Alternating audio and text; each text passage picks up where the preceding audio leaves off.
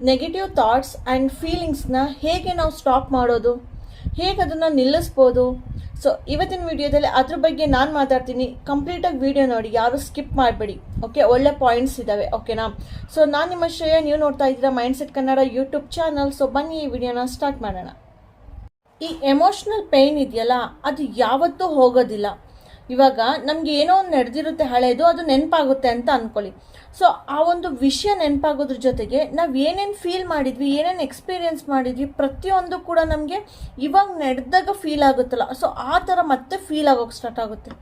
Correct ತಾನೆ?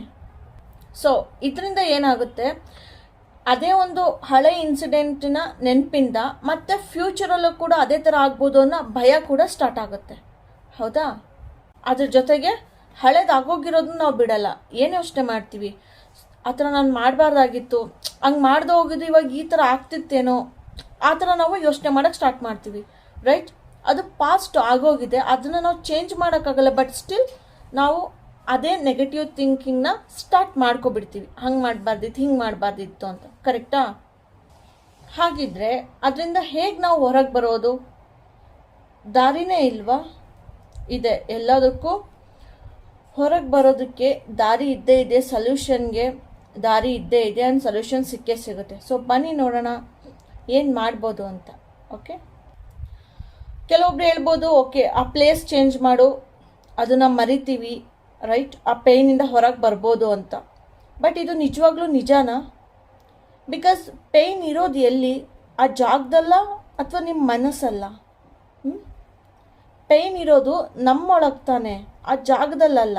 ಕರೆಕ್ಟಾ? May be ನೀವು ಜಾಗ ಚೇಂಜ್ ಮಾಡಿದ್ರೆ ಟೆಂಪ್ರರಿ ಆಗಿ 1-2 ದಿನ ಓಕೆ ಅನ್ನಿಸ್ಬೋದು, ಬಟ್ ಅದರಲ್ಲೂ ಕೂಡ ಕಂಪ್ಲೀಟಾಗಿ ನೀವು ಸರಿ ಆಗಿರೋದಿಲ್ಲ. ಕರೆಕ್ಟಾ? ಸೊ ಈ ಪೇಯ್ನು ಎಕ್ಸ್ಟರ್ನಲ್ ಆಗಿದ್ದಿದ್ರೆ, ಬೈದೋ ಹೊಡೆದೋ ಯಾವುದೋ ಪರ್ಸನ್ನಿಂದ ಆಗಿದ್ದಿದ್ರೆ ಏನೋ ಮಾಡ್ಬೋದಿತ್ತು. ಬಟ್ ಇದು ನಿಮ್ಮ ಒಳಗಡೆನೇ ಆಗಿರೋದು. ಆಯಿತಾ? ನಿಮ್ಮ ಮನಸ್ಸೆಲ್ಲ ಆಗಿರೋದು. ಸೊ ಮನಸ್ಸಿಗೆ ಹೇಗೆ ಹೊಡಿತೀರಾ, ಹೇಗೆ ಬೈತೀರಾ? ಹೇಗೆ ಸಾಧ್ಯ ಹೇಳಿ? ಒಂದು ಪರ್ಸನ್ ಆಗಿದ್ರೆ ಏನೋ ಒಂದು ಹೊಡೆದು ಶಿಕ್ಷೆ ಕೊಡ್ಬೋದಿತ್ತು, ಬಟ್ ಮನಸ್ಸಿಗೆ? ಕರೆಕ್ಟ್? ಆ್ಯಂಡ್ ನೀವು ಅದರಿಂದ ಎಸ್ಕೇಪ್ ಮಾಡೋಕ್ಕೆ ಟ್ರೈ ಮಾಡಿದಷ್ಟು ಸಲ ಅದೇನಾಗುತ್ತೆ, ನಿಮ್ಮನ್ನು ಅದು ಬಿಡದೆ ಕಾಡುತ್ತೆ. ಆ್ಯಂಡ್ ಆ ಫಿಯರ್ ಇನ್ನೂ ಜಾಸ್ತಿ ಆಗ್ತಾ ಬರುತ್ತೆ ಯಾವಾಗ ನೀವು ಎಸ್ಕೇಪ್ ಆಗೋಕ್ಕೆ ಟ್ರೈ ಮಾಡ್ತೀರಾ. ಗೊತ್ತಾಗ್ತಿದೆಯಾ? ಸೊ ಪ್ಲೇಸ್ ಚೇಂಜ್ ಮಾಡೋದು, ಆ ಜಾಗದಿಂದ ಸ್ವಲ್ಪ ದಿನ ದೂರ ಇರೋದು, ರೈಟ್, ಇದು ಯಾವುದು ಪರ್ಮನೆಂಟ್ ಸೊಲ್ಯೂಷನ್ ಅಲ್ಲ. ಓಕೆನಾ? ಸೊ ನಿಮ್ಮ ಫೀಲಿಂಗ್ಸು, ಥಾಟ್ಸು ಪ್ರತಿಯೊಂದು ಕೂಡ ನಮ್ಮ ಮೆಮೊರಿಗಳಿಗೆ ಕನೆಕ್ಟ್ ಆಗಿದೆ. ಹೌದಾ? ಸೊ ನಿಮ್ಮ ಮೆಮೊರಿಗೆ ಯಾವುದೇ ಒಂದು ಫೀಲಿಂಗ್ ಆಗಲಿ ಅಥವಾ ಇನ್ನೇನೇ ಥಾಟ್ಸ್ ಆಗಲಿ ಕನೆಕ್ಟ್ ಆಗೇ ಆಗಿರುತ್ತೆ. ಹೌದು ತಾನೆ? ಸೊ ಯಾವುದೋ ಒಂದು ಥಾಟ್ಸಿಂದ, ನೆಗೆಟಿವ್ ಥಾಟಿಂದ ನೀವು ಹೊರಗೆ ಬರೋಕ್ಕಾಗ್ತಿಲ್ಲ ಅಂದರೆ, ಸೊ ಅದು ಪ್ರಾಬ್ಲಮ್ ನಿಮ್ಮದೇನೆ. ಗೊತ್ತಾಗ್ತಿದ್ಯಾ? ಯಾರೋ ಒಂದು ಇಬ್ಬರು ಪರ್ಸನ್ ಇದ್ದರೆ ಜಗಳ ಆಡ್ಬಿಡ್ಬೋದು, ಆಯಿತಾ? ಏನೋ ಒಂದು ಕೊನೆಗೆ ಸೊಲ್ಯೂಷನ್ ಸಿಕ್ಬಿಡುತ್ತೆ. ಬಟ್ ಈ ಮೆಮೊರಿ ಅನ್ನೋದು ಒಂದೇ, ಆಯಿತಾ? ಅದು ನೀವೊಬ್ಬರೇ. ಆ ಮೆಮೊರಿ ಅಂದರೆ ನಿಮ್ಮದು, ನೀವೊಬ್ಬರೇ. ಸೊ ನೀವು ಯಾರ ಜೊತೆ ಜಗಳ ಆಡೋಕ್ಕಾಗುತ್ತೆ? ರೈಟ್? ಮೆಮೊರಿನೇ ನೀವು. ರೈಟ್? ನಿಮ್ಮ ಇಚ್ಛೆ ಅದು. ರೈಟ್? ಗುಡ್ ಆರ್ ಬ್ಯಾಡ್. ಓಕೆ, ಅದನ್ನು ನೀವು ಮೆಮೊರೈಸ್ ಮಾಡ್ತಿದ್ದೀರಾ, ನೆನೆಸ್ಕೋತಾನೆ ಇದ್ದೀರಾ ಅಂದರೆ ಅದು ನೀವೇ ಮಾಡ್ತಿರೋದು. ಗೊತ್ತಾಗ್ತಿದೆಯಾ? ಅರ್ಥ ಆಗ್ತಿದೆಯಾ? ನಿಮ್ಮ ಕೈಯಲ್ಲಿದೆ ಅದನ್ನು ನೆನೆಸ್ಕೊಳ್ಳೋದು, ಬಿಡೋದು. ಕರೆಕ್ಟಾ? ಅರ್ಥ ಆಗ್ತಿದೆ? ಇದೊಂದು ಸೂಕ್ಷ್ಮವಾದ ವಿಚಾರ. ಸೊ ನೀವು ಕರೆಕ್ಟಾಗಿ ಅರ್ಥ ಮಾಡ್ಕೋಬೇಕು. ಮೆಮೊರಿ ಅಂದ್ರೇ ನೀವು. ಓಕೆನಾ? ನಿಮ್ಮ ಕೈಯಲ್ಲಿದೆ ಅದೆಲ್ಲ. ಕರೆಕ್ಟಾ? ಯಾಕೆ ಹೇಳ್ತಿದ್ದೀನಿ ಅಂದರೆ, ನಿಮಗದು ಅರ್ಥ ಆದರೆ ಮಾತ್ರ ಈ ನೆಗೆಟಿವ್ ಥಾಟ್ಸಿಂದ ನೀವು ಹೊರಗೆ ಬರೋಕ್ಕೆ ಸಾಧ್ಯ. ಗೊತ್ತಾಗ್ತಿದೆ? ಈಗ ಎಕ್ಸಾಂಪಲು, ಈಗ ದೆವ್ವ ಇದೆ ಅಂದ್ಬಿಟ್ಟು ಯಾರೋ ಒಬ್ಬರು ಹೇಳಿರ್ತಾರೆ ಇನ್ಯಾರಿಗೋ. ಸೊ ಅವ್ರು ಅದನ್ನು ನಂಬ್ಕೊಬಿಡ್ತಾರೆ. ಸುಮ್ಮನೆ ಕತ್ಲೆಯಲ್ಲಿದ್ರು ದೆವ್ವ ಅಂತ ಅಂದ್ಬಿಟ್ಟು ಹೆದರ್ಕೋತಾರೆ. ಅದೇ ನೀವು ದೆವ್ವ ನೋಡಿಲ್ಲ, ಯಾರು ಹೇಳಿದ್ನು ನೀವು ಕೇಳಿಲ್ಲ, ಆಯಿತಾ? ನೀವು ನಂಬಿದ್ದೀರಾ ದೆವ್ವ ಇಲ್ಲ ಅಂತ ಅಂದ್ಬಿಟ್ಟು. ಅದೇನೋ ಅದು ನಿಮ್ಮ ಒಂದು ಶಕ್ತಿ. ರೈಟ್? ನಿಮ್ಮ ಮೆಮೊರಿ. ರೈಟ್? ನೀವು ನಿಮ್ಮ ಮೆಮೊರಿಗೆ ತುಂಬಿರೋದದು. ಗೊತ್ತಾಗ್ತಿದ್ಯಾ? ಸೊ ಇಬ್ಬರು ಮನುಷ್ಯರೇ, ಒಬ್ಬ ಯಾಕೆ ಹೆದರ್ತಿದ್ದಾನೆ, ನೀವ್ಯಾಕೆ ಹೆದರ್ಕೋತಿಲ್ಲ?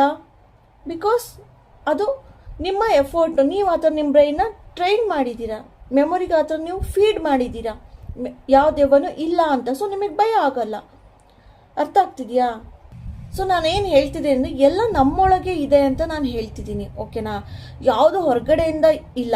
ಈಗ ಯಾರೊಬ್ರು ಮಾತಾಡಿಸ್ಲಿಲ್ಲ ಅಂತ ಅಂದರೆ ಅದು ಅವ್ರ ತಪ್ಪಲ್ಲ, ರೈಟ್? ಅವ್ರು ಮಾತಾಡ್ಸ್ಲಿಲ್ಲ ಅಂತ ನಿಮಗೆ ಬೇಜಾರಾಗಿಲ್ಲ, ರೈಟ್? ಬೇಜಾರು ಮಾಡ್ಕೋಬೇಕೋ ಬೇಡ ಅನ್ನೋದು ನಿಮ್ಮ ಚಾಯ್ಸು, ಓಕೆನಾ? ಈಗ ಯಾರೋ ಒಬ್ಬರು ನಿಮಗೆ ಏನೋ ಒಂದು ಹೆಲ್ಪ್ ಕೇಳಿರ್ತೀರ, ಮಾಡಲಿಲ್ಲ, ಸೊ ಅವ್ರ ಬಗ್ಗೆ ನೀವು ನೆಗೆಟಿವ್ ಥಿಂಕ್ ಮಾಡೋದು ನಿಮ್ಮ ಚಾಯ್ಸು. ಅವ್ರು ನಿಮಗೆ ನೆಗೆಟಿವ್ ಥಿಂಕ್ ಮಾಡಿ ಅಂತ ಹೇಳಿರಲ್ಲ. ಸೊ ಅದು ಅವ್ರ ಇಷ್ಟ, ಅವ್ರು ಸಹಾಯ ಮಾಡ್ತಾರೋ ಬಿಡ್ತಾರೋ ಅದು ಅವ್ರ ಇಷ್ಟ. ಅದು ಹೇಗೆ ಎಕ್ಸ್ಪೆಕ್ಟ್ ಮಾಡ್ತೀರಾ? ನೀವು ಹೆಂಗೆ ಅನ್ಕೋತೀರಾ, ನೀವೇನು ಹೇಳ್ತೀರಾ ಅದನ್ನೇ ಅವ್ರು ಮಾಡಬೇಕು ಅಂತ. ಅವ್ರಿಗೂ ಅವ್ರದ್ದು ಓನ್ ಬುದ್ಧಿವಂತಿಕೆ ಇದೆ, ಮನಸ್ಸಿದೆ, ಕರೆಕ್ಟಾ? ಅರ್ಥ ಆಗ್ತಿದೆಯಾ? ಸೊ ಬ್ರೈನ್ ಕೆಲಸ ಏನು? ಸ್ಟೋರ್ ಮಾಡೋದಷ್ಟೇ, ಓಕೆನಾ? ಅದ್ರ ಕೆಲಸನೇ ಅದು. ಬ್ರೈನ್ ಕೆಲಸನೇ ಏನೇ ಆಗಲಿ, ಕೆಟ್ಟದಾಗ್ಲಿ ಒಳ್ಳೇದಾಗಲಿ, ಅದ್ರ ಪಾಡಿಗೆ ಅದು ಸ್ಟೋರ್ ಮಾಡ್ಕೋತಿರುತ್ತೆ, ಆಯಿತಾ?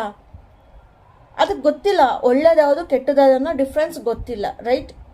ಅದೊಂದು ಸ್ಟೋರೇಜ್. ಈಗ ಒಂದು ಬಾಕ್ಸ್ ಇದೆ ಅಂದರೆ ನೀವು ಅದಕ್ಕೆ ವೇಸ್ಟೇಜ್ ಕಸಗಳನ್ನೂ ತುಂಬೋದು, ರೈಟ್?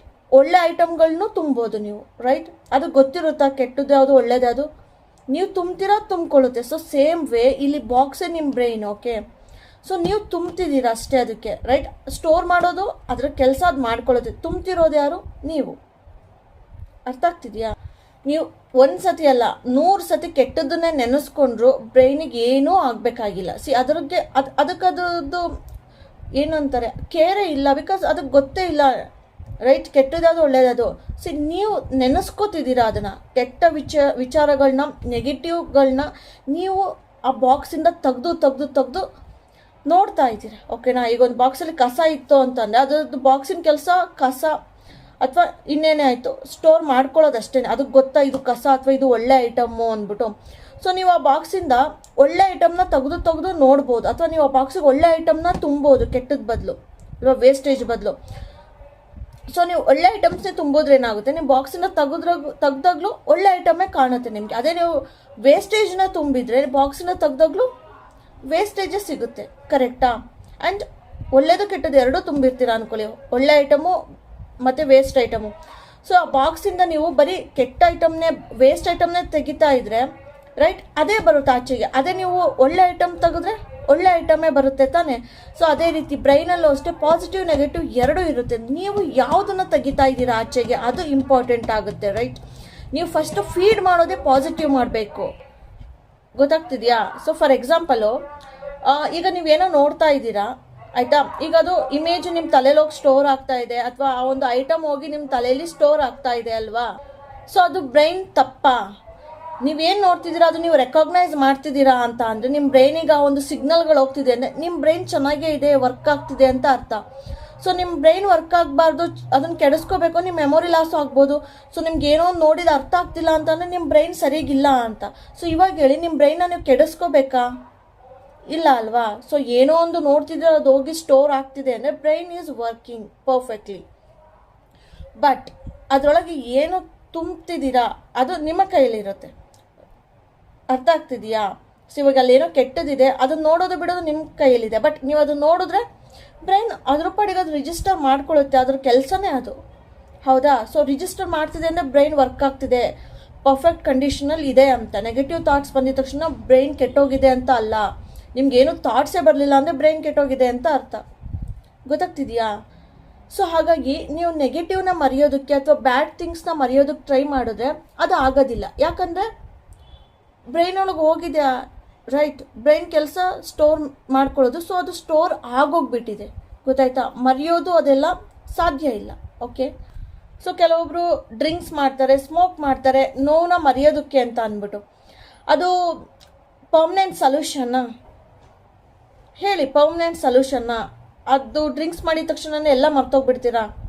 ಆ ಕ್ಷಣದಲ್ಲಿ ಇದಾಗ್ಬೋದು ಅಷ್ಟೇ. ಬಟ್ ಪ್ರತಿಯೊಂದನ್ನು ನಾವು ಬೇರಿಂದ ಕಿತ್ತಾಕ್ದಾಗ ಮಾತ್ರ ಅದು ಹೋಗೋಕ್ಕೆ ಸಾಧ್ಯ, ಗೊತ್ತಾಗ್ತಿದೆಯಾ? ಇಲ್ಲಾಂದರೆ ಬೇರೆ ಬೇರೆ ಚಟಗಳಿಗೆ ಅಡಿಕ್ಟ್ ಆಗ್ತಾ ಹೋಗ್ತೀರಾ, ಗೊತ್ತಾಗ್ತಿದೆಯಾ? ಸೊ ಅದರಿಂದ ಇನ್ನೂ ಜಾಸ್ತಿ ನೆಗೆಟಿವ್ ಥಾಟ್ಸ್ಗಳು ಬರುತ್ತೆ ನಿಮಗೆ, ರೈಟ್ ಅಲ್ವಾ? ಸೊ ನಾನು ಹೇಳೋದೇನೆಂದರೆ, ಅದು ನೆನಪಾಗ್ತಿದೆ ಇದು ನೆನಪಾಗ್ತಿದೆ ಅನ್ನೋದು, ಅಟ್ಲೀಸ್ಟ್ ನಿಮ್ಮ brain is working fine, right? So ಯಾವುದೇ ಬ್ಯಾಡ್ ಹ್ಯಾಬಿಟ್ ಇಟ್ಕೊಳ್ದೆ ನಿಮ್ಮ ಬ್ರೈನಲ್ಲಿ ಏನೇನು ಥಾಟ್ಸ್ ಬರಲಿ ಅಂತ ಬಿಟ್ಕೊಂಡು ನಿಮ್ಮ ಬ್ರೈನ್ನ ವರ್ಕಿಂಗ್ ಕಂಡೀಷನಲ್ಲಿ ಇಡೋದು ಬೆಟರ್ ಅಲ್ವಾ?